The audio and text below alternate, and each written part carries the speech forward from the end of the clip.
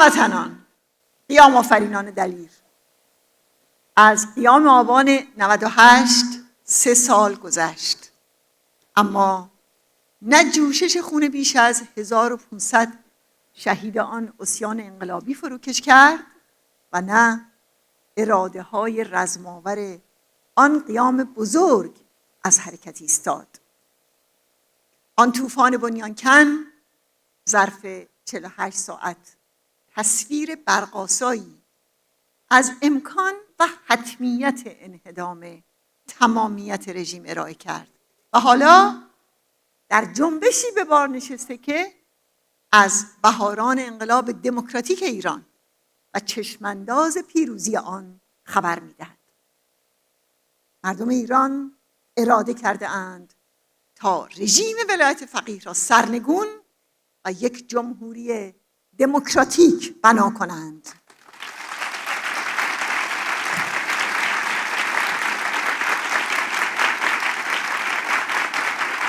به شهیدان آبان درود که ماه شهر و اهواز و شیراز و شهریار و اسلام شهر و 10 شهر دیگر را با خون خود رنگین کردند تا جنبش و انقلاب به پیش بتازد. بر آنها درود.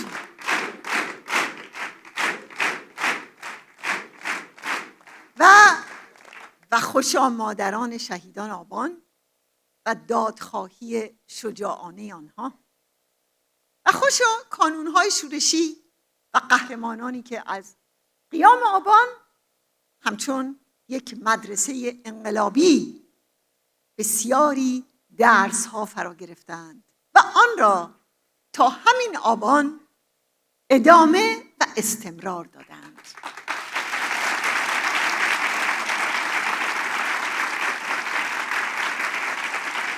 به مردم دلیر و غیرتمندی درود که در دی ماه همان سال پس از شلیک به هواپیمای اوکراینی توسط پاسداران خامنه‌ای به پا خواستند و خشم عمومی را از این جنایت هولناک نشان دادند.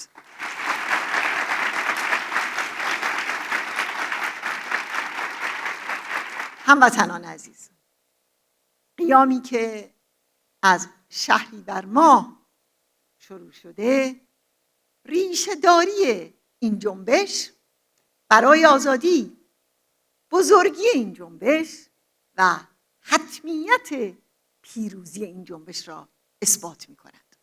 چرا که نیروی قیام آفرین جامعه از نیروی سرکوب بسا قدرتمندتر است. نیروی همبستگی مردم از تفرقه اندازی و پراکنده سازی رژیم بسا بیشتر است و عزم و تصمیم شورشگران برای به زیر کشیدن ولایت فقیه از بسیج سراسیمه رژیم برای حفظ قدرت به مراتب بزرگتر است. قیام کنونی تا همین امروز آفرینش‌های انقلابی و رهایی بخش بسیاری داشته. نفس استمرار قیام، اون هم به مدت 2 ماه، اون هم در سراسر میهن، نشان دهنده تعادل واقعی بین مردم و حاکمیت ستمگر آخوندی است. خامنه‌ای ولی فقیه این رژیم بهتر از هر کس دیگر میفهمه که هر روز و هر ساعت و هر دقیقه تداوم این قیام به مثابه به صدا درآوردن زنگ‌ها و ناقوس مرگ این رژیم است. این قیام انرژی مبارزاتی عظیمی را آزاد کرده است و در خود نسل بیشمارانی را متولد و آماده کرده که سازنده ایران آزاد و دموکراتیک هستند. به قول تحلیلگران بین المللی، بزرگترین دارایی ایران هرگز در عمق زمین نبوده. بزرگترین دارایی ایران اکنون در حال تظاهرات در خیابان هاست.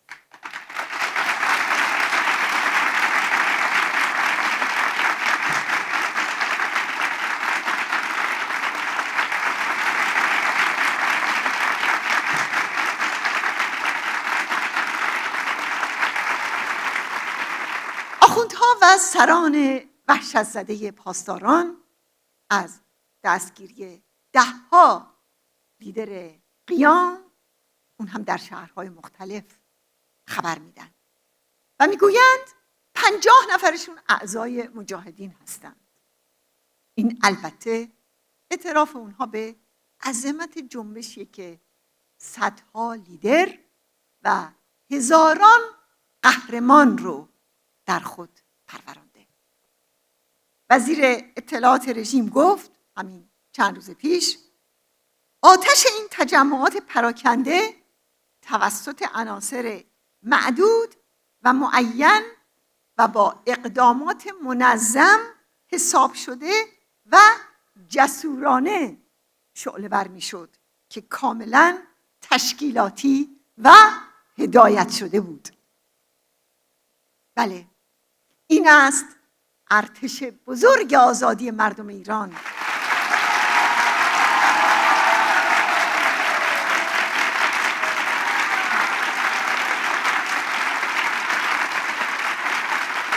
بخشی از این نبرد همچنین در زندانها و شکنجهگاه‌های رژیم شعله‌وره. 30,000 جوان و نوجوانی که در این 2 ماه دستگیر شدند، به خصوص شورشگران و دلیران کانونهای شورشی، به مقاومت جانانه‌ای دست زدند. اونقدر که بازجوها و دژخیمان رژیم ابراز عجز می کنند در مقابل اونها. قهرمانان در زنجیر در بیدادگاه ها می گویند به تهاجمات خود به مزدوران رژیم افتخار می کنند و می بالند و هرگز اظهار پشیمانی نمی کنند. بله، اونها برخواستند که تمامیت این رژیم را براندازند و اونها از خون شهیدان راه قیام آزادی الهام میگیرند و در دانشگاه و خیابان همچنین بر سر مزار شهیدان چنین میخروشند: قسم به خون یاران ایستاده ایم تا پایان.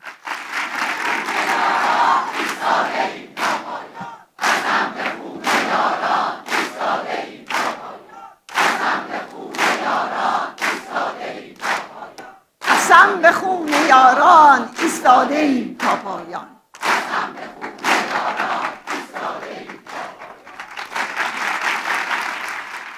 مادران و پدرانی هم که جگرگوشه های اونها شهید شده و پرچم اونها رو به دست گرفته‌اند، از مظاهر قدرت این قیامند. مادر سیاوش گفت: به من گفته‌اند ساکت باشم، ولی ساکت نمی‌شوم و با افتخار میگویم این سیاوش نامدار ایران است.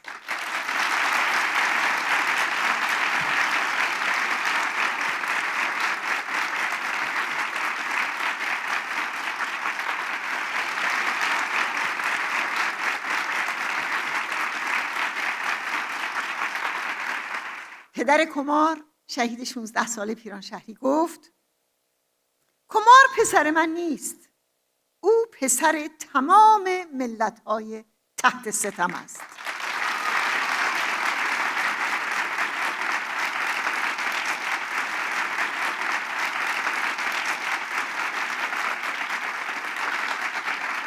و مادر نیکا شاهکرمی خطاب به او گفت: دلبندم، وقتی میبینم با پرپر شدنت بذر پاک تفکر، آزادگی و شهامت و شرافت در دل عزیزان دیگری شکوفا می شود، خوشحالم و شکرگزار.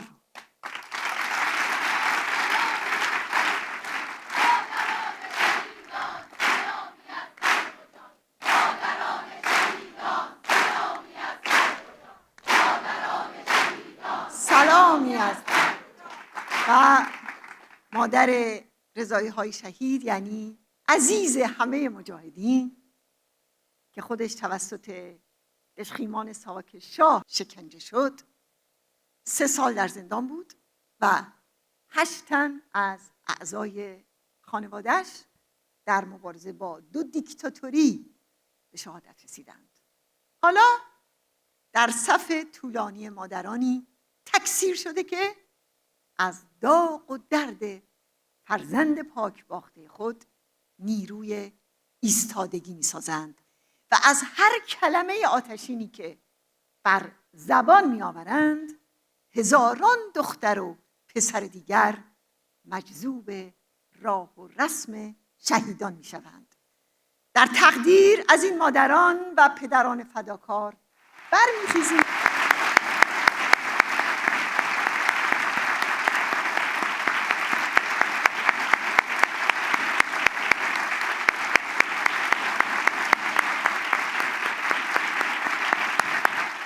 بله، این سیمای خجسته جنبشی است که تار و پودش لطیفترین احساسات بشری و فداکارانه ترین رزم و نبردها و صادقانه ترین آرزوها برای یک ایران آزاد است. دختران دلیر ایران که در خط مقدم این نبرد ایستاده اند، بهترین گواهان طینت پیشرو و رهایی بخش این قیامند. به صف این شهیدان بنگرید. مهسا و غزاله، حدیث و حنانه، هدیه و سارینا، آیناز و نگین و نادیا، تا اسرا و پریسا، مونا و آرنیکا و کبرا و فرشته و نسرین. این خون تازه است در رگان خلق برای ریشه‌کنی زنستیزی و تبعیض و استبداد دینی. اون روز که فاطمه مصباح 13 ساله و یا نوجوانان 15-16 ساله هوادار مجاهدین مثل مریم قدسی مآب رو پاسداران تیربارون کردند، یا روزی که جوانان برومندی همچون صبا و آسیه و نسترن و مهدیه رو در حمله جنایتکارانه به اشرف به شهادت رسوندند، آخوندها هرگز تصور نمی کردند که صف بی انتهایی از ستارگان دنباله‌دار این نسل در راهند و کار رژیمشان را به پایان خواهند رساند.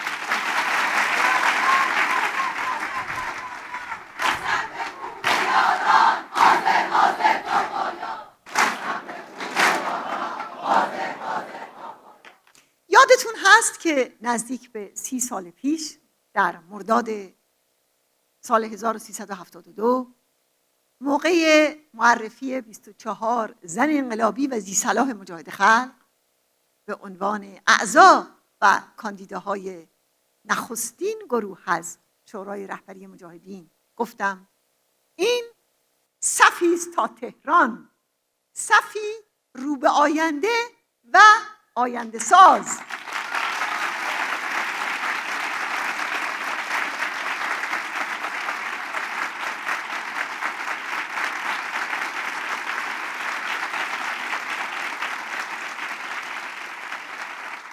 و باز در خرداد سال 74 در اجتماع هموطنانمون در دورتموند خطاب به آخوندها گفتم شما هرچه در چنته ارتجاعی و قرون وسطایی خود از وحشیگری و زنستیزی و ستم داشتید بر سر زن ایرانی فرود آوردید، ولی وای به روزی که این نیروی تاریخی عظیم آزاد شود، آن وقت خواهید دید که دودمان ارتجاعی شما را این زنان مبارز و مجاهد به آتش خواهند کشید و شما به طور محتوم به دست زنان رها شده ایران از صحنه تاریخ جارو خواهید شد.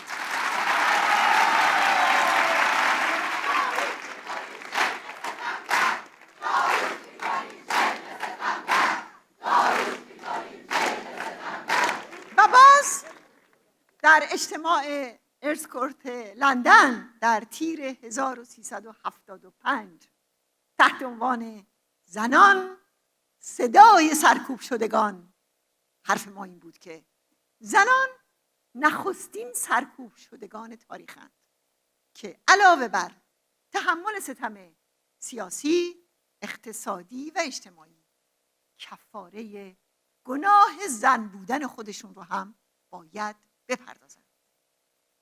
اگر زنان نیمی از تمامیت انسانهای روی کره زمین هستند، پس ستم جنسی و فرهنگ مبتنی بر آن بلافاصله روی نیمه دیگر یعنی همه مردان بازتاب دارد و مرد رو هم در بند و اسیر و تهی شده از هویت انسانی خود نگه می‌دارد. یعنی که آزادی قطعی و نهایی فرد و اجتماع انسانی در گرو آزادی زن سرکوب شده است. در تراژدی زنان در میهن اسیر ما ایران هویت انسانی زن هم نفی می شود. اما بدانید سرکوب شدگان امروز فاتحان فردایند.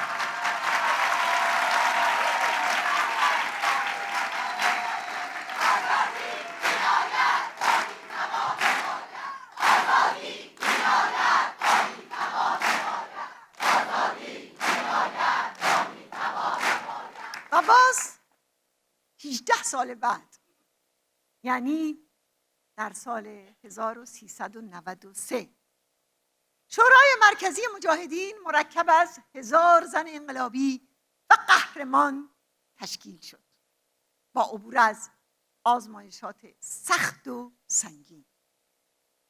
اون هم در اشرف و لیبرتی با 7 حمام خون از طرف خامنه‌ای و قاسم سلیمانی و دست نشاندگان و مزدوران همین رژیم.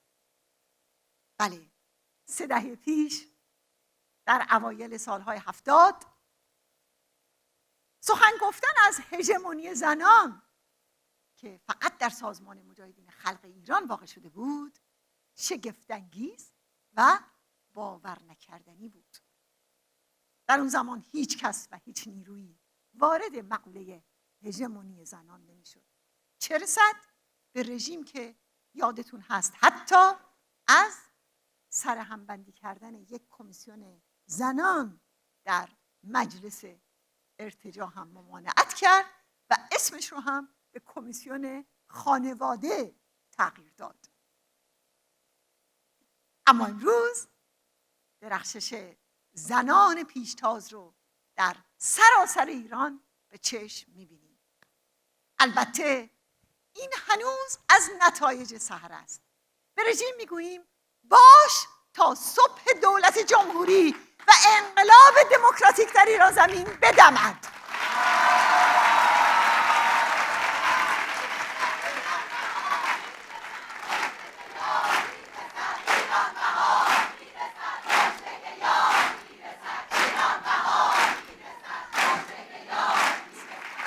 و باز در شورای ملی مقاومت ایران همه میدونن که 57% اعضای اون رو زنان تشکیل میدهند و هیچ بحثی هم در مورد روسری و پوشش نبوده و آزادی ها و حقوق زنان از جمله حق انتخاب آزادانه لباس و پوشش از آغاز مورد تاکید قرار گرفته. همه میدونن که در اسفند سال 1357 وقتی زنان بدون روسری در تهران مورد تعرض چماقداران خمینی قرار گرفتند، این برادران و خواهران ما بودند که به حمایت و حفاظت از اونها شتافتند و در برابر منطق یا روسری یا توسری گرداگرد اونها زنجیر بستند. این یکی از دلایلی بود که خمینی و دار و دسته اون مجاهدین رو منافق میخوندند و البته هنوز هم در دستگاه ارتجاعی و ضد تاریخی خودشون در این تناقض در جا میزنند و توان فهم این رو ندارن که چجوری میشه کسی در جبهه متحد خلق از آزادی‌ها و حقوق کسانی دفاع کنه که افکار و عقاید دیگری دارند و مثل اون فکر نمی‌کنند.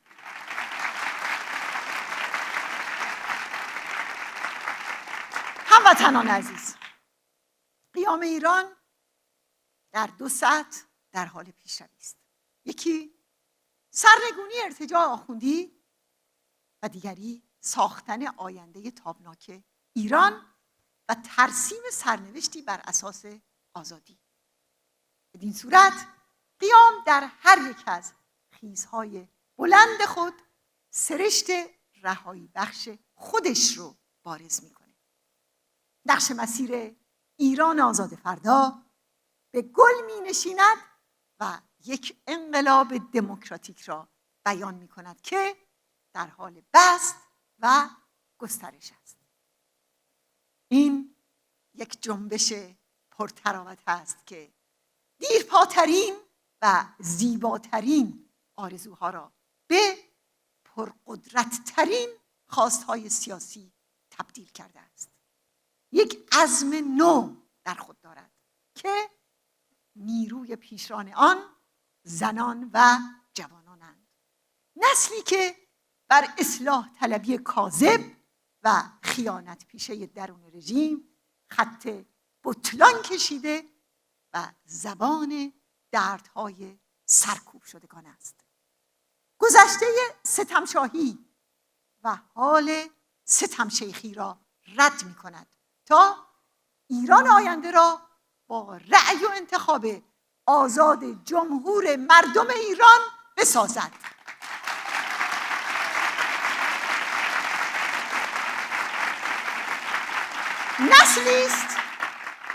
نسلی است که در قلب دانشگاه‌های اشغال شده کانون‌های آزادی و انقلاب برپا کرده و سنگر آزادی را از دشمن باز پس گرفته.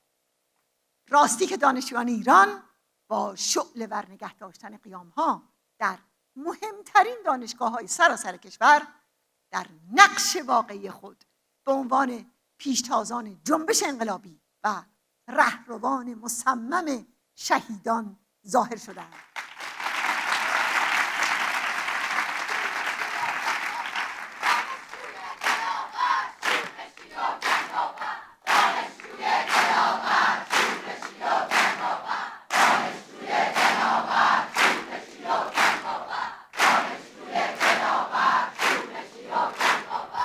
و به درستی خواندند خورشید جاودان آزادی نور آسمان ماست. درود بر همه اونها و عزم و ارادهشون برای استمرار این قیام.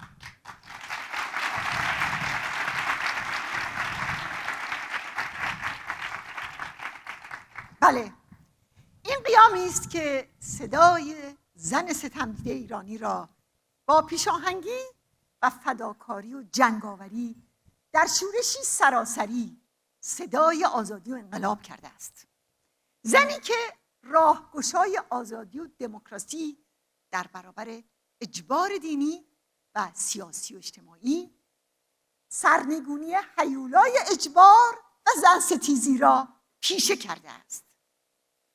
با درود به همه زنان آزادی میهن و دختران و خواهران شهیدم در این قیام و انقلاب رهایی بخش، تأکید میکنم مقاومت و دفاع از خود و مبارزه برای آزادی و سرنگونی این رژیم زن ستیز حق مسلم زنان ایران است.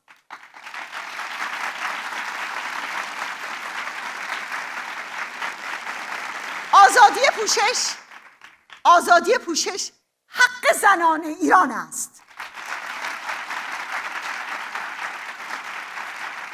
و از موضع وظیفه و مسئولیتم در شورای ملی مقاومت ایران و همچنین به عنوان یک زن مسلمان تکرار میکنم: نه به حجاب اجباری، نه به دین اجباری و نه به حکومت اجباری.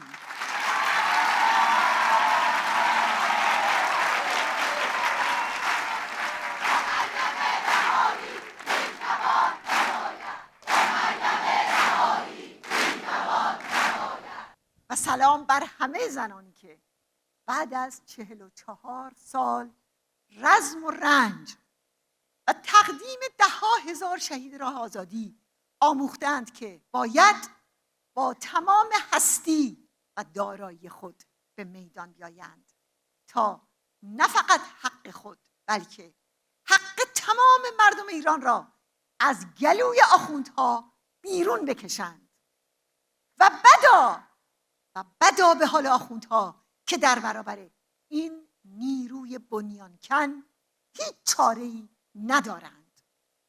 حالا نوبت زن آزاده و به پا خواسته ایران است که میتواند و باید استبداد دینی را شکست بدهد و اوست که با رهبری و مسئولیت پذیری آزادی، دموکراسی و برابری را در ایران فردا تضمین می کند.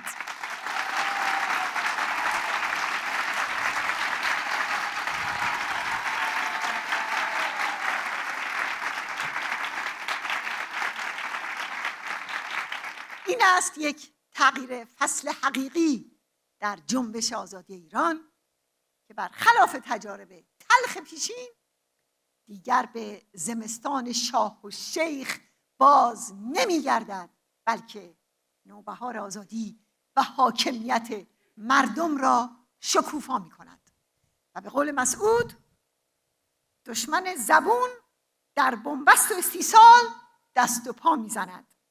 اگر سرکوب نکند طوفان قیام و انقلاب بالا می‌گیرد و اگر به سرکوب حداکثری رو بیاورد شعله‌های آتش جواب آتش فروزان می شود و تومار ولایت را در هم می پیچد.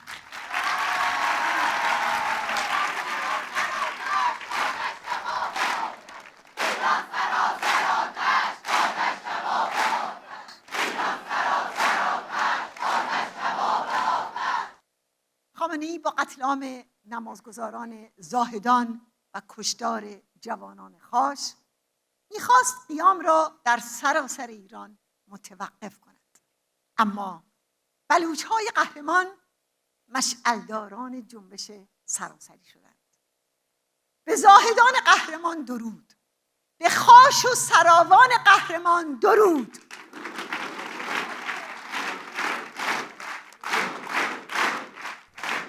راستی با چه واژه‌ای میتوان زاهدان غرق در خون و ستم دیدگان مظلوم بلوچ را توصیف کرد؟ اونها از مواهب زندگی چیزی در دست ندارند. در میان آنها کم نیستند کسانی که مثل خدا نور شهید حتی شناسنامه هم ندارند و جز تهیدستی و بیکاری و زنجیر شدن دست و پایشان به میله های زندان نصیبی نبردند، اما با امید پرشور و آزادی دست در دست شورشگران سراسر ایران قدرت سرنگونی رژیم را به دست آورده اند.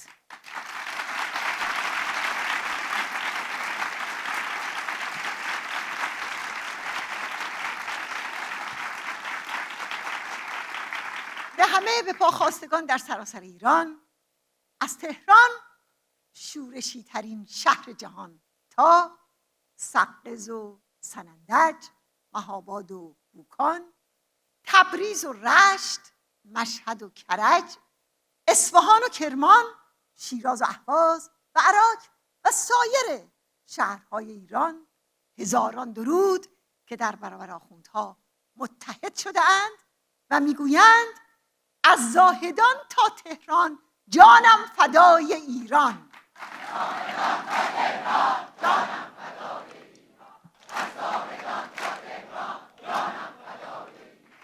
و چنان که مسعود گفته اتحاد و همبستگی در میدان عمل برای سرنگونی استبداد دینی موضوعیت پیدا می کند و محک می خورد.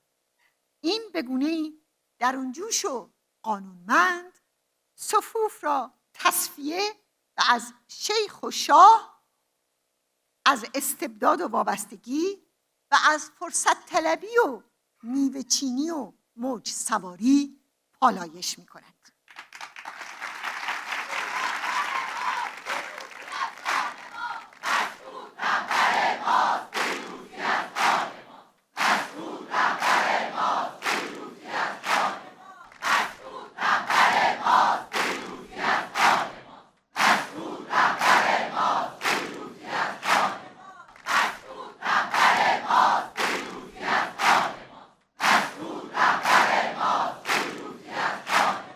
هموطنان، دختران و پسران شورشگر، ایران آزاد شده از اشغال آخوندها بر رنج 44 ساله ایران و ایرانی بنا می شود.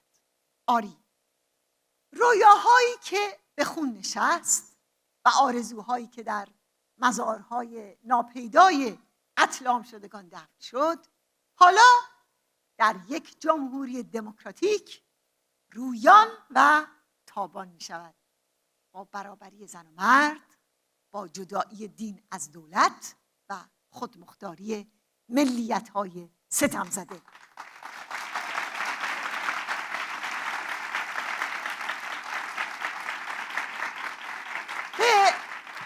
به همه ایرانیان دور از وطن که در سراسر دنیا به حمایت از قیام و خواست مردم ایران برای سرنگونی رژیم آخوندی به پا خاسته اند درود می‌فرستم.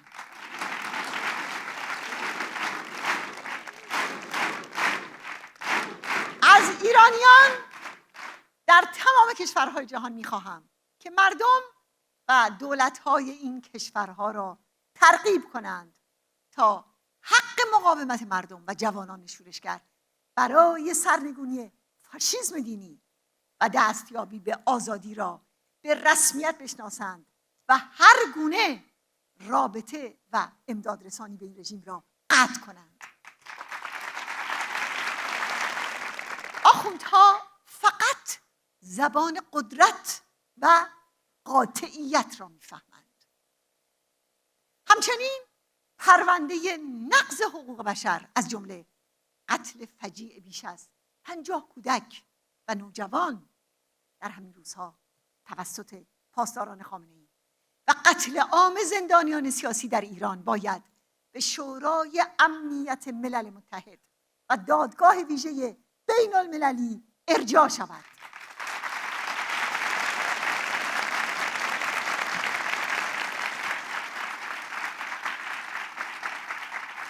تجمع هموطنان ما در مقابل زندان اوین در تهران و همچنین تحصن هموطنانمون در کشورهای اروپایی برای دفاع از جان زندانیان سیاسی در اوین زنگ‌های خطر را به صدا درآورده.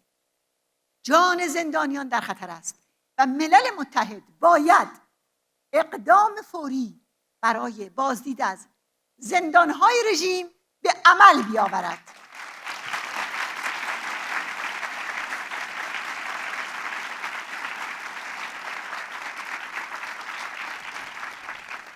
سفارت‌های رژیم باید تعطیل و مزدوران اطلاعات و نیروی تروریستی قدس باید اخراج و پاسپورت‌های آنها باطل شود.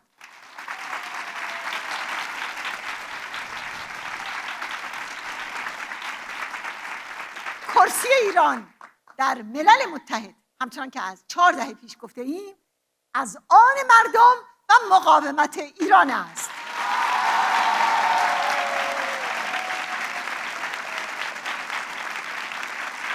سپاه پاسداران خامنه‌ای باید در تمامیت خود لیست گذاری و منحل شود.